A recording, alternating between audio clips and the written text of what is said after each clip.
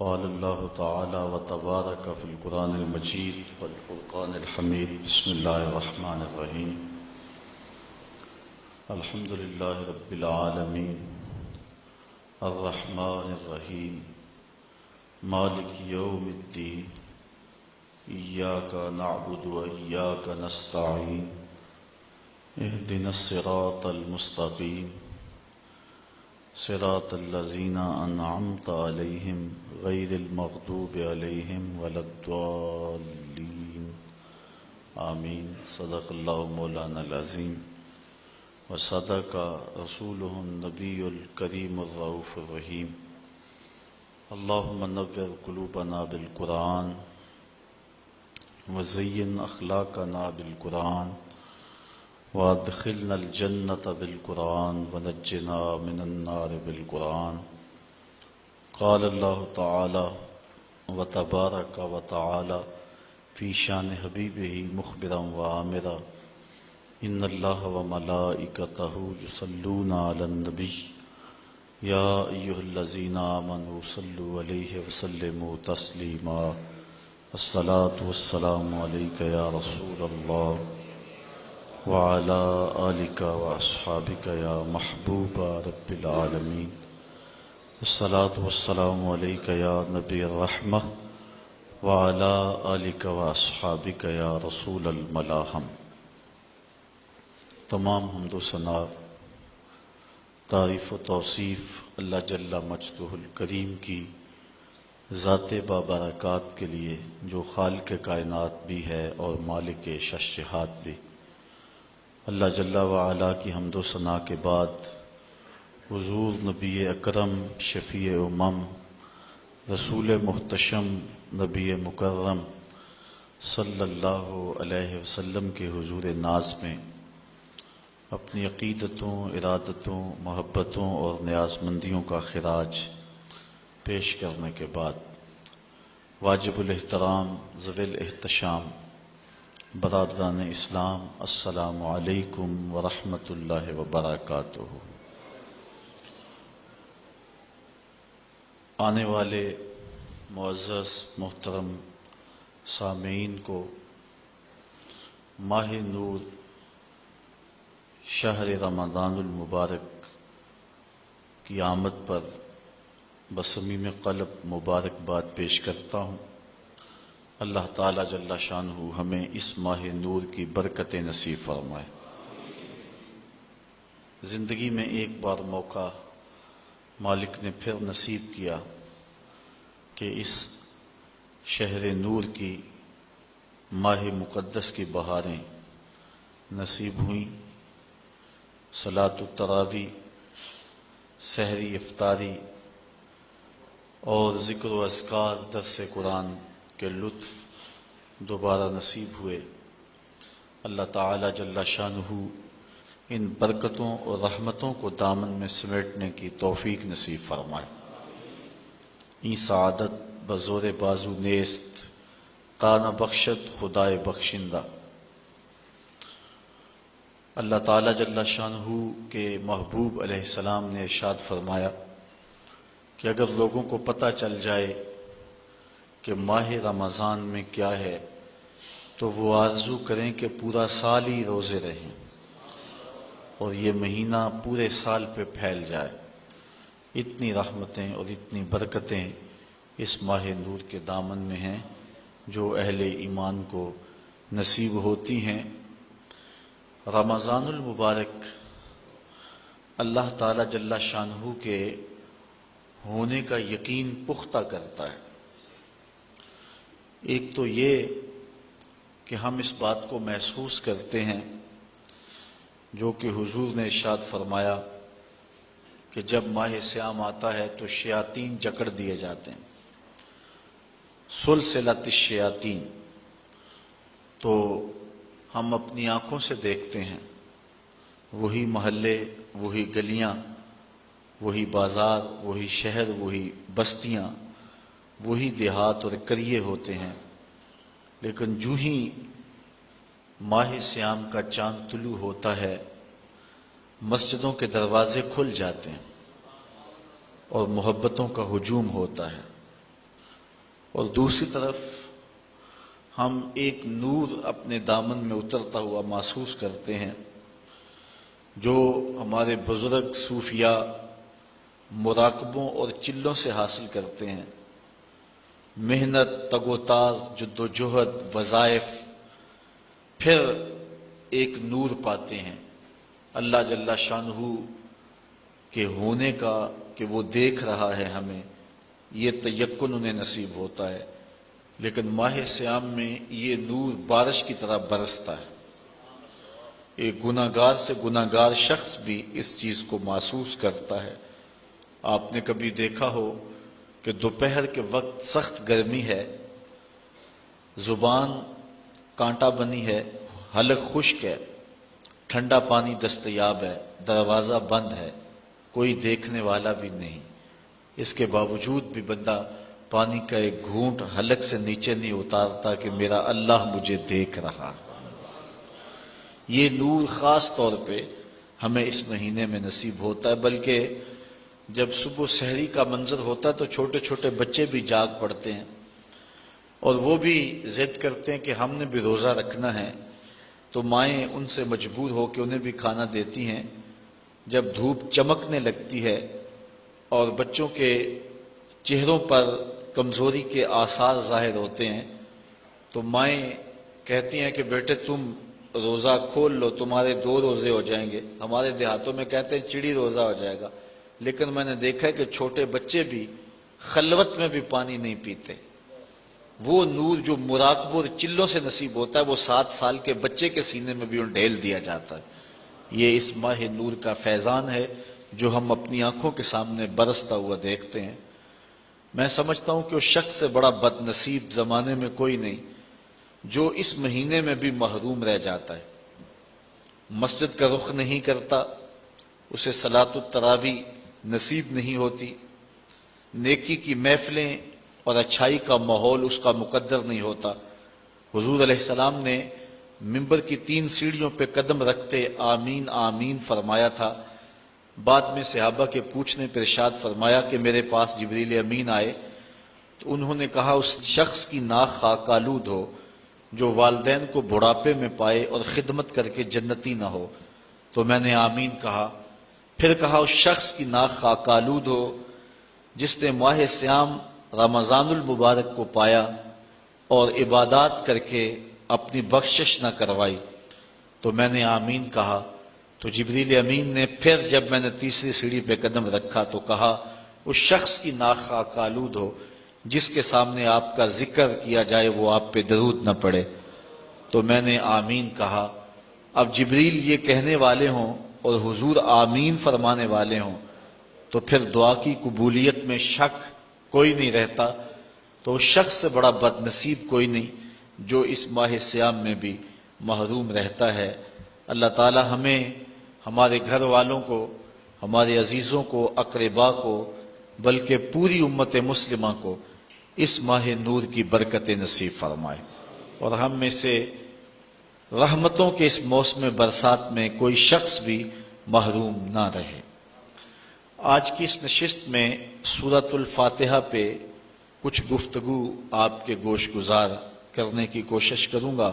آپ کی توجہ چند لمحوں کے لیے چاہوں گا، اللہ تعالیٰ میری زبان پر کلمۃ الحق جاری فرمائے۔ سورۃ الفاتحہ وہ بابرکت سورت ہے جو کہ مکہ المکرمہ میں حضور کے سینہ اطہر پہ نازل ہوئی۔ 7 آیات پر مشتمل یہ سورت اپنے دامن میں بہت سا نور رکھتی ہے، بلکہ قرآن مجید کی یہ واحد سورت ہے جو 1 بار نہیں 2 بار نازل ہوئی ہے، اس لیے اس کو 7 مثانی بھی کہتے ہیں کہ 7 آیتیں جو 2 بار نازل ہوئیں۔ حضرت ابو سعید بن معلہ رضی اللہ تعالی عنہ جلیل القدر صحابی ہیں، نماز پڑھ رہے تھے تو حضور نے انہیں آواز دی۔ چونکہ وہ نماز میں مشغول تھے تو تھوڑی دیر کے بعد پہنچے۔ حضرت امام بخاری نے اپنی سند کے ساتھ اس روایت کو لکھا ہے۔ تھوڑی دیر کے بعد پہنچے تو آقا کریم نے فرمایا کہ میں نے تمہیں آواز دی اور تم نے آتے ہوئے دیر کیوں لگا دی؟ تو حضرت ابو سعید بن معلّہ عرض کرنے لگے حضور میں نماز پڑھ رہا تھا تو آقا کریم علیہ السلام نے ارشاد فرمایا کہ تو نے اللہ کا کلام نہیں سنا؟ یا ایھا الذین آمنوا استجیبوا للہ وللرسول اذا دعاکم، اے ایمان والو جب تمہیں اللہ اور اس کا رسول پکارے تو ان کی پکار پہ لبیک کہا کرو۔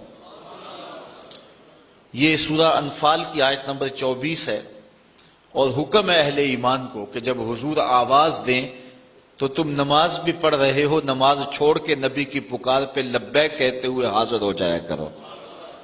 اور پھر صحابہ اس واقعہ کے بعد حاضر ہوتے تھے اور آقا کریم جو کام کہتے وہ کام کرتے، اور واپس آتے تو جہاں سے نماز چھوڑی ہوتی وہیں سے نماز شروع کرتے۔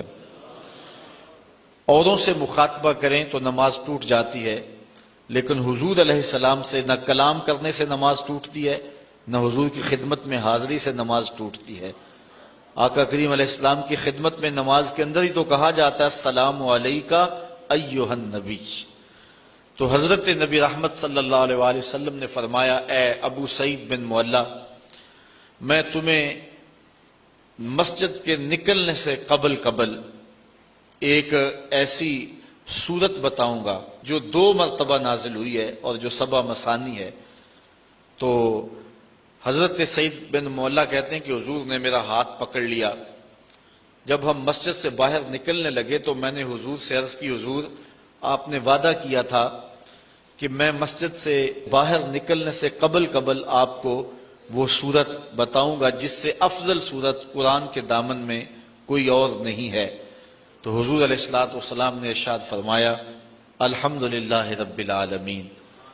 یہ سورت 7 مثانی ہے، اور اس سورت سے افضل قرآن مجید کے اندر کوئی سورت نہیں ہے۔ اور حضرت ابی بن کعب رضی اللہ تعالی عنہ سے بھی اسی طرح کی ایک روایت مروی ہے جس کو امام ترمذی نے اپنی سند کے ساتھ روایت کیا ہے کہ حضور علیہ السلام نے ان کو آواز دی تو وہ بھی دیر سے پہنچے، تو حضور نے ان کو بھی یہ کہا کہ تم نے اللہ تعالیٰ کا کلام نہیں سنا؟ جب اللہ اور اس کا رسول پکارے تو پکار پہ لبیک کہا کرو۔ اور پھر حضور نے ان کو فرمایا کہ میں تمہیں ایک ایسی صورت بتاتا ہوں کہ جس جیسی صورت نہ تورات میں ہے، نہ زبور میں ہے، نہ انجیل میں ہے، اور نہ اس جیسی کوئی دوسری صورت قرآن میں بھی ہے۔ تو پھر حضور نے سورۃ الفاتحہ کا بتایا۔ یہ وہ صورت ہے جو ہر روز ہر نمازی ہر نماز کی ہر رکعت میں وقالتاً یا اصالتاً تلاوت کرتا ہے۔ اگر کوئی 5 گانا نماز پڑھنے کی توفیق رکھتا ہے تو وہ دن میں 48 مرتبہ اس سورت کو تلاوت کرتا ہے۔ تو یہ وہ بابرکت سورت، یہ ہمیں کیا پیغام دیتی ہے؟ آج کی نشست میں ہم نے اس پہ مختصر گفتگو آپ کے گوش گزار کرنی ہے۔ قرآن مجید کے اندر کل 114 صورتیں ہیں۔ سورہ توبہ کے علاوہ ہر سورت کے ابتدا میں تسمیہ شریف بسم اللہ الرحمن الرحیم موجود ہے، جو احناف کے نزدیک 2 سورتوں کے فاصلے کے لیے لایا گیا ہے، جبکہ سورہ نمل میں بسم اللہ الرحمن الرحیم یہ جزو قرآن ہے۔ باقی مقامات پر سورتوں کے مابین فاصلے کے لیے اور فرق کرنے کے لیے تسمیہ کو لکھا جاتا ہے اور حصول برکت کے لیے۔ اور دوسرا حضور علیہ السلام کا فرمان بھی ہے کہ ہر کام کرنے سے قبل بسم اللہ شریف کی تلاوت کا جو حکم دیا حضور نے، تو اس کی تکمیل کے لیے ہر صورت سے قبل بسم اللہ شریف کی تلاوت کی جاتی ہے۔ اسی لیے احناف نماز کے اندر تسمیہ کو سرن پڑھتے ہیں، جہرن نہیں پڑھتے، اس لیے کہ یہ جزو صورت نہیں ہے۔ یہ اللہ کے بابرکت نام سے سورت کا آغاز ہو رہا ہے، اور اس کی حمد بولنے کے حکم نامے سے اس سورت کے مضامین شروع ہو رہے ہیں۔ الحمدللہ رب العالمین، تمام خوبیاں اللہ کے لیے جو تمام جہانوں کا پالنے والا ہے۔ حمد کسی کے اختیاری حسن پر جو تعریف کی جاتی ہے اسے عربی میں حمد کہتے ہیں۔ کسی کے غیر اختیاری حسن اور جمال پر جو تعریف کی جائے اسے مدح کہتے ہیں، اور کسی کے اختیاری حسن پہ جو تعریف کی جائے اسے عربی میں حمد کہا جاتا ہے۔ شکر اور حمد ان میں عموم خصوص کی نسبت پائی جاتی ہے کہ ہر شکر حمد ہے لیکن ہر حمد شکر نہیں ہے۔ کسی کی نعمت کے بدلے میں جو تعریف کی جائے، خوبیاں بیان کی جائیں، وہ شکر کہلاتی ہے، اور بغیر کسی کی نعمت کے شکریہ کے طور پہ ویسے قدر شناسی کے طور پہ جو تعریف کی جائے اس کو عربی میں حمد کہتے ہیں۔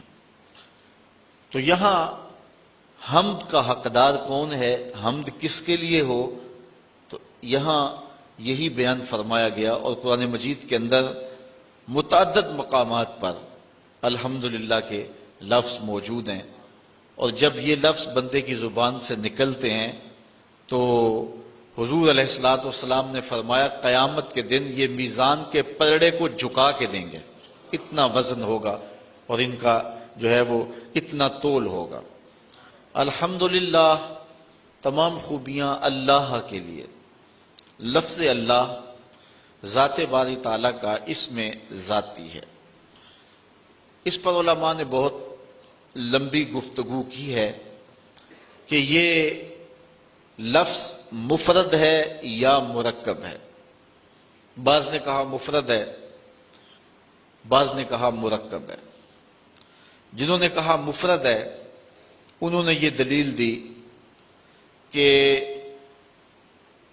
جب بھی یا اللہ کہتے ہیں تو یا اور اس میں جلالت کے درمیان ایہا کو نہیں لایا جاتا۔ اگر یہ مرکب ہوتا تو ایہا کو ضرور لایا جاتا۔ یہ عربی میں قاعدہ ہے کہ وہ لفظ جو مرکب ہو، معرف باللام ہو، جب اس سے قبل حرف ندا لایا جائے تو مذکر سے قبل ایہا اور مؤنث سے قبل ایتھا لاتے ہیں۔ جس طرح یا ایہا الرسول، یا ایہا النبی، یا ایہا المزمل، یا ایہا المدثر، تو یہاں مزمل کے اوپر یا مدثر یا النبی کے اوپر الف لام ہے، تو یا اور معرف باللام لفظ کے درمیان ایہا لائے، اور اگر مؤنث ہے تو ایتھا لائیں گے، یا ایتھا النفس المطمئنہ، وہاں ایتھا ہے، اور یہاں یہ لفظ نہیں لایا گیا، اور اگر اس کو لایا جائے تذکیر و تانیث کے لحاظ سے تو کفر ہوگا، لہذا یہ لفظ مفرد ہے، مرکب نہیں ہے۔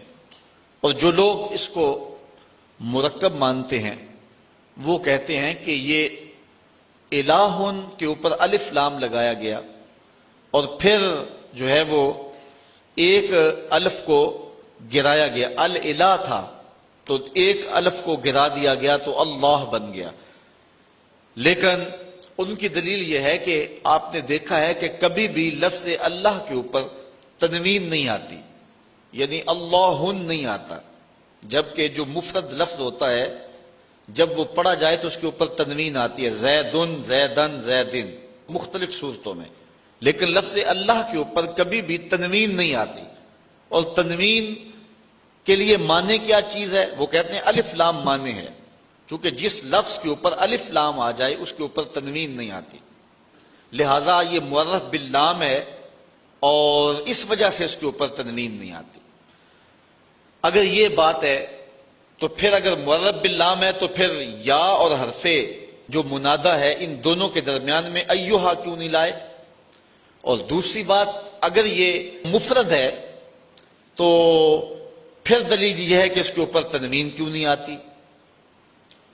تو جس طرح اللہ کی ذات سمجھ میں نہیں آتی اس کا اسم بھی سمجھ کی حدود سے برا ہے۔ سیبویہ نے مرنے کے بعد کسی کو خواب میں اس کو دیکھا، اس سے ملاقات ہوئی، اس نے کہا کہ بتا تیرا حال مرنے کے بعد کیا ہوا؟ تو سیبویہ نے جو جواب دیا، میں یہ تھوڑی سی بحث کی ہے اس لفظ کے اوپر، وہ اسی لیے کی کہ سیبویہ نے جو جواب دیا ہم بھی اس کے مستحق ہو جائیں، ورنہ یہ مشکل بحث تھی، لیکن میں نے اس کے باوجود اس بحث کو چھیڑا اور دو چار باتیں اس پہ کر دیں۔ سیبویہ کہتا ہے میں ساری زندگی لفظوں کی کھال ادھیڑتا رہا اور بال کی کھال ادھیڑتا رہا، اور ساری زندگی میں لفظوں میں الجھا رہا، قرآن مجید کے معنی مطالب اس کی طرف میں نہ گیا، اور میں لفظوں پر ہی ساری زندگی بحث کی۔ مرنے کے بعد میرے مالک نے مجھے بخش دیا، تو میں نے عرض کی کہ مالک میرا کون سا نیک عمل تھا جس کی وجہ سے مجھے بخش دیا؟ تو ارشاد ہوا کہ تو نے لفظوں پہ ساری زندگی بحث کی، یہ تیرا کوئی ایسا عمل نہیں تھا، لیکن لفظوں میں بحث کرتے کرتے میرا نام بھی اس لفظوں کے اندر آیا، لفظ اللہ۔ کسی نے کہا یہ نکرہ تھا، الف لام لگا کے معرفہ بنایا گیا، کسی نے کہا یہ علم ہونے کی وجہ سے معرفہ ہے، لوگوں نے اس پہ بحثیں کی، لیکن سیبویہ کہتا ہے کہ میں نے کہا کہ یہ پہلے ہی معرفہ تھا، لیکن اس میں جلالت ہونے کی وجہ سے اس کو مزید معرفہ کر دیا گیا، تو یہ عارف المعارف ہے، یہ معرفہ کا بھی معرفہ ہے۔ کہتا کہ میں نے اس کے بابرکت نام کو عارف المعارف کہا، تو اللہ تعالیٰ جل شانہ کو میری یہ ادا پسند آ گئی اور میری مغفرت فرما دی۔ اس لیے میں اس کے بابرکت نام پہ تھوڑی سی بات کی ہے کہ باوجود کہ یہ علماء کا موضوع ہے، لیکن سارے لوگ پوری توجہ سے اس گفتگو کو سن رہے تھے۔ کس لیے سن رہے تھے؟ کہ ہمارے رب کے نام پر بحث ہو رہی ہے، تو اللہ کی رحمتوں سے یہ بعید نہیں ہے کہ اللہ اس کے صدقے سے ہماری بھی مغفرت فرما دے کہ یہ اجمی لوگ ہیں، لیکن میرے نام پر بحث کو غور سے سن رہے تھے، تو اللہ تعالیٰ جل شانہ اس کے صدقے ہم سب کی مغفرت فرمائے۔ تو کہا تمام خوبیاں اللہ کے لیے۔ اب یہاں الحمد کے اوپر جو الف لام ہے، یہ بھی علماء نے کہا جنس کے لیے، یا الف لام جنس کا ہے یا استغراق کا ہے۔ ان دونوں صورتوں میں معنی یہ بنتا ہے کہ ہر خوبی اللہ کے لیے، یا ہر چیز جس کو خوبی کہا جا سکتا ہے وہ اللہ کے لیے، یعنی ہر کمال، ہر تعریف، ہر وصف، ہر خوبی، اس کے جتنے بھی افراد ہیں، یعنی خوبی کی جتنی بھی صورتیں اور قسمیں ہیں، وہ سب اللہ کے لیے۔ اور دوسرا معنی یہ ہے کہ جسے خوبی کہتے ہیں، نفس خوبی، جنس خوبی، جنس کمال، جنس تعریف، وہ سب کے سب اللہ کے لیے، جس کی شان یہ ہے رب العالمین، جو تمام جہانوں کا پالنے والا ہے۔ کسی چیز کو اس کی استعداد ذاتیہ کے مطابق درجہ بدرجہ مرتبہ کمال تک پہنچانا ربوبیت کہلاتا ہے، یعنی جو اس کی فطری لیاقت اور استعداد ہے، جو اس کی طبع میں رکھی گئی ہے۔ کبھی ایسا نہیں ہوا کہ آپ نے ایک مرغی کو بہت سارا دانہ ڈالا ہو اور وہ بڑھتے بڑھتے اونٹ جتنی ہو گئی ہو، اور کبھی ایسا نہیں ہوا کہ ایک اونٹ کو چارہ کم ملا ہو اور وہ کمزوری کی وجہ سے مرغی کی مقدار کو پہنچ گیا ہو، ایسے نہیں ہوتا۔ کبھی ایسے نہیں ہوا کہ آپ نے بہت زیادہ کھاد ڈالی اور ایک چھوٹا سا پودا گلاب کا وہ برگد کا درخت بن گیا ہو اور اتنا بڑا ہو گیا ہو، اور کبھی ایسا نہیں ہوا کہ ایک برگد کے پودے کو مناسب نمی اور نشو و نما اور اس کو پانی نصیب نہ ہوا ہو تو وہ بالکل چھوٹا رہ گیا ہو۔ جو جس کی استعداد ذاتیہ ہے اس کے مطابق ہی اس کی تربیت کی جاتی ہے۔ مرد کی تربیت مردانہ شان کے مطابق اور عورت کی تربیت اس کے مطابق، اس طرح جانور کی تربیت، درختوں کی تربیت، ہر شے کی جو استعداد ذاتیہ ہے اس کے مطابق تربیت کرنا، جو اس کی ضرورت ہے وہ اس کو بہم پہنچانا، اس کو ربوبیت کہتے ہیں۔ ایک بچہ پیدا ہوتا ہے، اس کا معدہ اتنا کمزور ہوتا ہے کہ وہ کوئی غذا برداشت نہیں کر سکتا، تو اللہ تعالیٰ جل شانہ نے اس کی اس عمر کے لیے ماں کی چھاتیوں کے اندر متوازن غذا دودھ کی صورت میں رکھی ہے۔ یہ اس کی ربوبیت کی شان ہے۔ اور آپ دیکھتے ہیں کہ بچہ ہر شے آ کے سیکھتا ہے، اس نے بولنا کیسے ہے، چلنا کیسے ہے، سمجھنا، یہ ساری چیزیں وہ دنیا پہ آ کے سیکھتا ہے، لیکن دودھ ماں کی چھاتی سے کشید کیسے کرنا ہے یہ بچہ سیکھ کر کے آتا ہے۔ یہ اللہ تعالیٰ جل شانہ اس کو جو ہے وہ پڑھا کر کے اس کو سکھا کر کے بھیجتا ہے۔ قرآن مجید میں ایک مقام پہ فرمایا وَهَدَيْنَاهُ النَّجْدَيْنِ، ہم نے اس کو دونوں گھاٹیاں دکھا دی۔ اور اس سے مفسرین فرماتے ہیں ماں کی چھاتیاں مراد ہیں کہ بچہ سیکھ کر کے آتا ہے۔ بطخ کے بچے کو تیرنا پہلے ہی آتا ہے، وہ دنیا پہ آ کر نہیں سیکھتا۔ اور مرغی کا بچہ جو ہے اس کے وظائف الگ ہے، وہ پانی میں نہیں جا سکتا ہے، تو اس کو اس کے مطابق تربیت دی۔ اور بطخ کے بچے کے پاؤں اس طرح چوڑے رکھے جس سے وہ پانی کو پیچھے دھکیل سکے، یہ اس کی استعداد ذاتیہ کے مطابق اس کی تربیت کی۔ جس کو چارہ چاہیے اس کو چارہ بہم پہنچایا، جس کو کھانا چاہیے اس کو کھانا بہم پہنچایا، جس کو دودھ چاہیے اس کو دودھ بہم پہنچایا۔ ایک پرندہ ہے جسے ہنس کہتے ہیں، وہ سچے موتی کھاتا ہے۔ آپ اگر جائیں نا پنساری کی دکان پہ اور اس کو کہو کہ مجھے 2-4 تولے دے دے، تو ہو سکتا ہے سیالکوٹ سے ملے ہی نہ، گجرانوالا سے بھی نہ ملے۔ جو بالکل سچے جو ہے وہ موتی ہیں وہ عدم دستیاب ہو، ملے ہی نہ آپ کو، اور اگر وہ ملے بھی تو ہزاروں روپے تولے کے حساب سے ملیں گے۔ لیکن ہنس نامی پرندہ روز پیٹ بھر کے کھاتا ہے اور اللہ تعالیٰ اس کو روز مہیا فرماتا ہے۔ یہ اس کی شان ربوبیت ہے۔ یہ تو لوگ الجھ گئے ہیں، وہ توکل چھوڑ گئے ہوئے ہیں، وہ سمجھتے ہیں کہ شاید ہم اپنے رزق کو ہم نے خود اکٹھا کرنا ہے اور بھول گئے ہوئے ہیں۔ یہ رب کی ذمہ داری ہے، یہ اس کی شان ربوبیت ہے، جس کو جو چاہیے اس کو وہ بہم پہنچاتا ہے۔ ہمیں صرف اتنی ڈیوٹی ہے کہ ہم اسباب کی تلاش کریں، اس کے بعد جو کچھ ہے اس کے کرم پہ چھوڑ دیں۔ لیکن جو اس نے لکھا ہے اگر ہم فرض کرو اسباب بھی چھوڑ دیں پھر بھی جو قسمت میں ہے وہ مل کے رہے گا۔ حضرت شیخ سعدی شیرازی نے یہاں بڑی خوبصورت بات کی۔ آپ فرماتے ہیں کہ ایک شخص جا رہا تھا جنگل میں، اس نے ایک لومڑی کو دیکھا کہ جس کے پاؤں بھی نہیں ہے ہاتھ بھی نہیں ہے، تو اس نے کہا کہ اس کو رزق کیسے ملتا ہوگا۔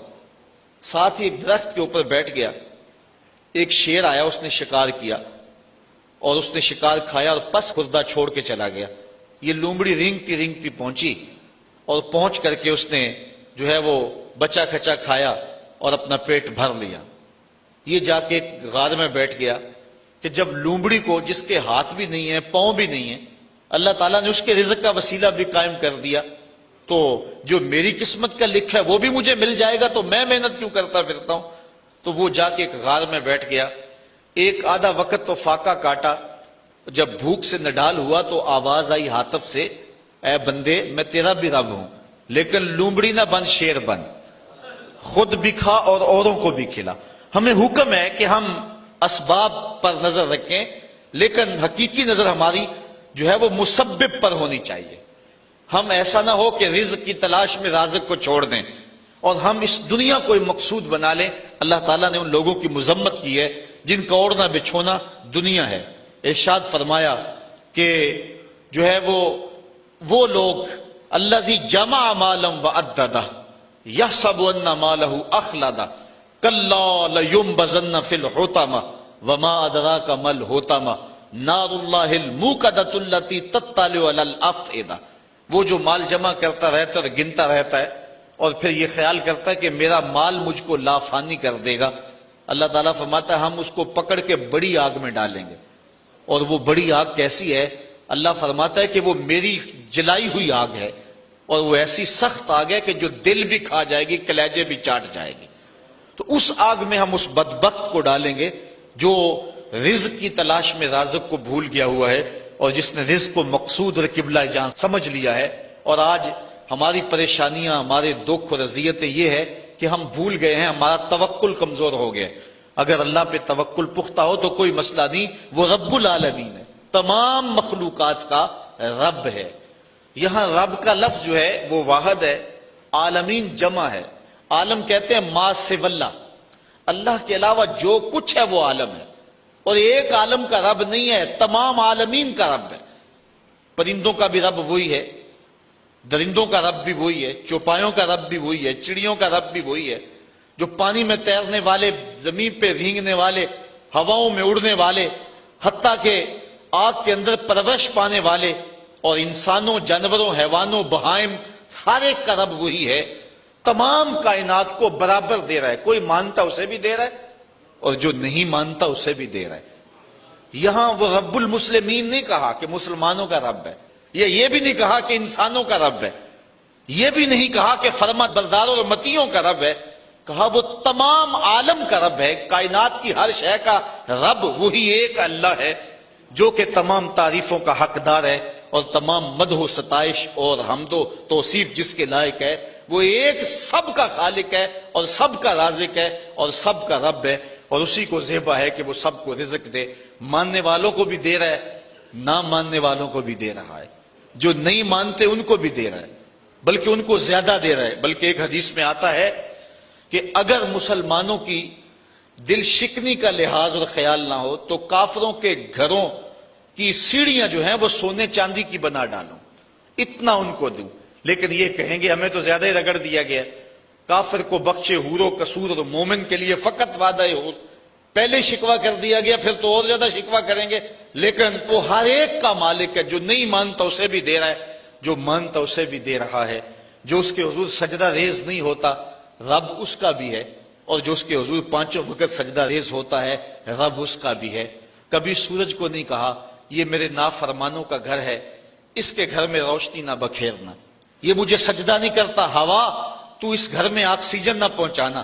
کبھی چاند کو نہیں کہا تیری چاندنی فلاں کے آنگن میں نہیں اترنی چاہیے، وہ میرے نافرمانوں کا گھر ہے۔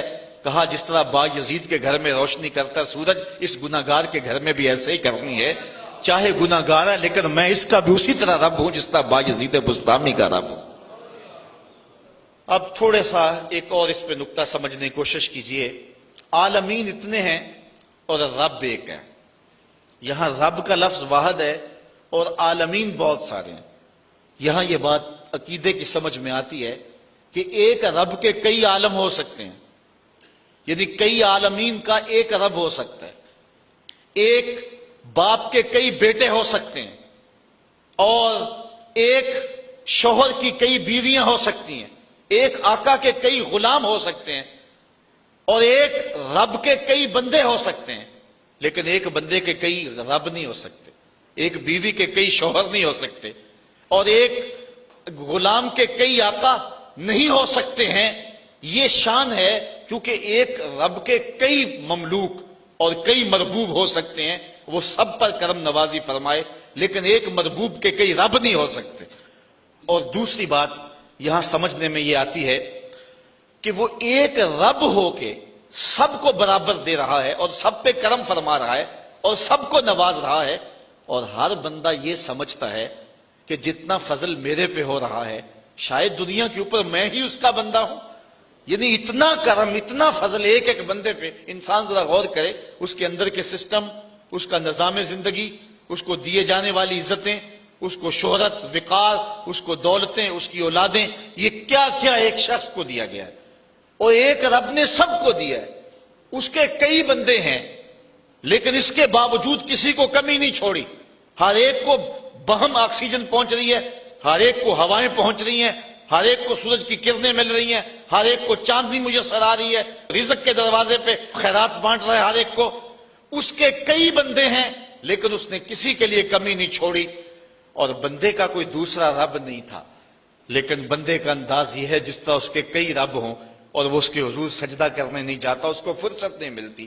ایک رب کے کئی مملوک ہیں، ایک رب کے کئی مربوب ہیں، لیکن اس نے کسر نہیں چھوڑی، اور ایک بندے کے کئی رب نہیں ہیں لیکن اس کا جو انداز ہے وہ کتنا بیگانگی والا ہے۔ تو کہا الحمدللہ رب العالمین۔ بات آگے بڑھائیے، الرحمن الرحیم، وہ تمام جہانوں کو جو خیرات دے رہا ہے، تمام جہانوں کی جھولیاں بھر رہا ہے۔ وہ کیوں بھر رہا ہے؟ مجبور نہیں ہے، کسی احسان کے بدلے میں نہیں دے رہا، مستقبل میں بندوں کی ضرورت نہیں ہے، تو پھر اتنے بندوں کو، اتنی مخلوقات کو جس میں جن بھی ہیں، جس میں حشرات الارض بھی ہیں، چوپائے بھی ہیں، اتنا کیوں نواز رہا ہے؟ اتنا نواز رہا ہے، کیوں نواز رہا ہے؟